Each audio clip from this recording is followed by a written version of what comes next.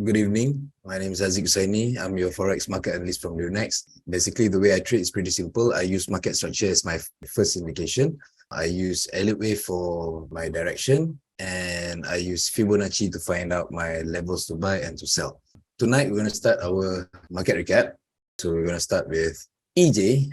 We are supposed to be selling by now, but based on the market, we did a couple of buys here just now, but it was a high risk entry lah kat sini. Since the price broke out our last selling zone, and it came back as a support lah.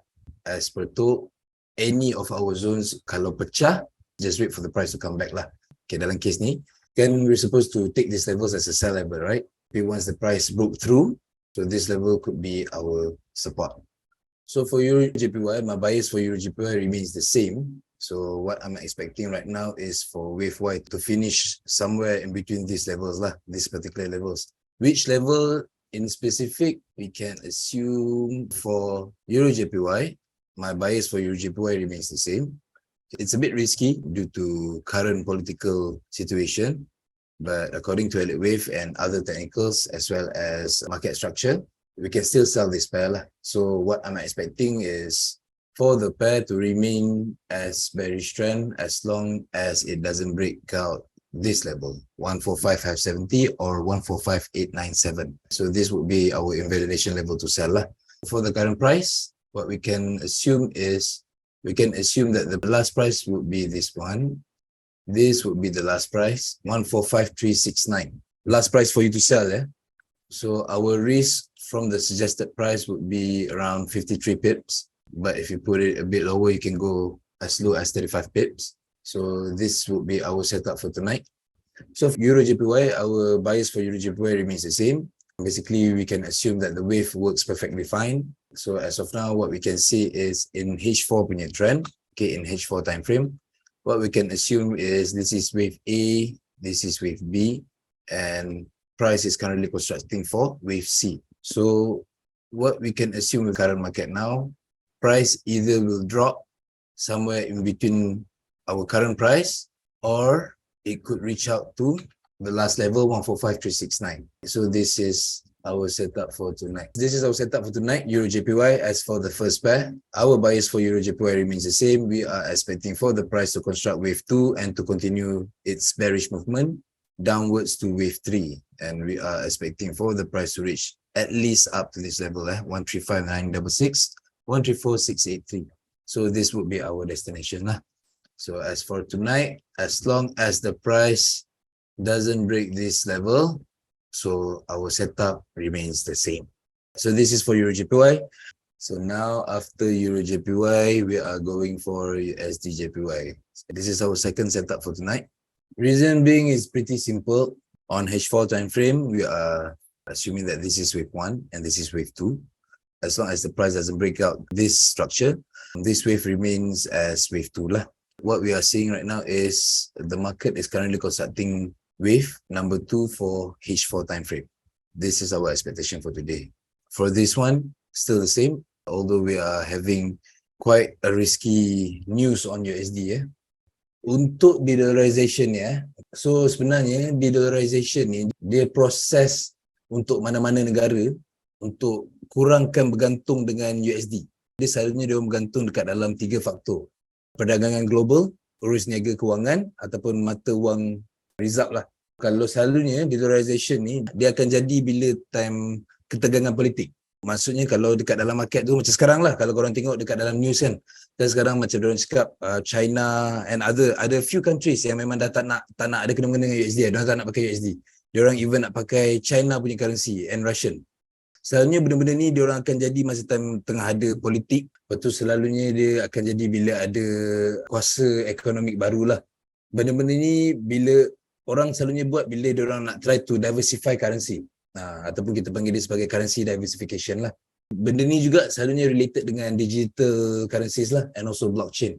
So kalau korang tengok stock market hari ni, kalau korang tengok BTC lah apa semua benda drop after the news. So macam Kak Surina cakap, hari ni memang so apa yang korang tengah tengok sekarang ni, this is a real geopolitical news, and all this data that you're looking at right now is history tau. History is currently ongoing lah. So apa kesan dia dekat USD is bila orang tak nak pakai USD ni, kesan dia is demand for USD akan merosot. So diorang punya status as world reserve currency pun akan habis. Diorang akan hilang status tu. So diorang punya kos pinjaman pun lebih tinggi. Betul, history repeat itself. Benda ni pun akan mengurangkan pengaruh-pengaruh global. So benda ni it's a very complex process. Dia tak akan jadi dalam satu malam.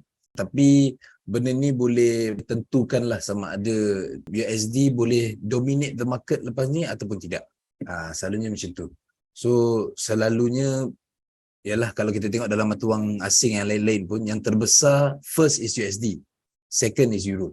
Sebab tak silap USD is 59.8% kot out of 100% and Euro is 19.7 something. Lebih kurang macam tu. So pengaruh dia sangat tinggi. So untuk apa yang tengah jadi malam ni, sebenarnya agak risky untuk kita sell USD. Very risky actually. Tapi based, like I said, the way I look at the market, I look for elliott wave as my direction, and for my entry points I use Fibonacci and market structure. So based on the calculation, based on the technicals, so far this Spain is now pro China, latest news. So for EURUSD, this is for EURUSD lah, our second setup for the day. Yeah, we are assuming for the wave to create wave 3 lah later, bearish movement. So as of now, sesiapa yang tak sell lagi, y'all can sell, ataupun kalau tak nak sell pun tak apa, korang relax je dulu. Tunggu dulu, wait till the market gives a clear breakout lah. As of now, what we can advise best, okay, you can sell now if you want to sell now. Sebab risk pun tak besar sangat. It's around 25 pips je. So kalau nak sell sekarang, boleh sell sekarang anyone yang nak sell EURUSD lah. So itu untuk EURUSD. Right, so now we are going for GBP JPY. GBP JPY ni pun agak pining Okay, we are assuming the same for GBP JPY. So what is currently going on with GBP JPY? GBP JPY broke our selling zone. I gave out the zone on last Tuesday. So basically, it broke out our trend line, take our first zone as a support, bounces off, and broke our lower zone and took our lower zone as a support. As per predicted in our video, we were assuming for the market to not to break this trend line, which it did. It didn't break this trend line. So now the market is moving upwards. What we can assume best for this pair right now is the price is currently constructing for wave 2, but I am not sure where is the end of it. Okay, this is on 8-hour time frame. So for 8-hour time frame, we are assuming for the wave to settle somewhere in between these two prices. So this would be our zone. The first price line would be 165.447. The second price line would be 164.882. This would be our zone to sell. That is for our expected reversal zone, and our reversal prices would be at, so the first line would be 164.544. And the second price line would be 165.286. And we are still going for sell, So as of now, we are still assuming that the market is currently constructing for wave 2, 165.447, 164.882. So for reversal prices, 164.544. Second price would be 165.286. So this is our third setup for the day. So we are still assuming for the market to go for bearish movement. Nothing changed. Our bias for GBP JPY remains the same.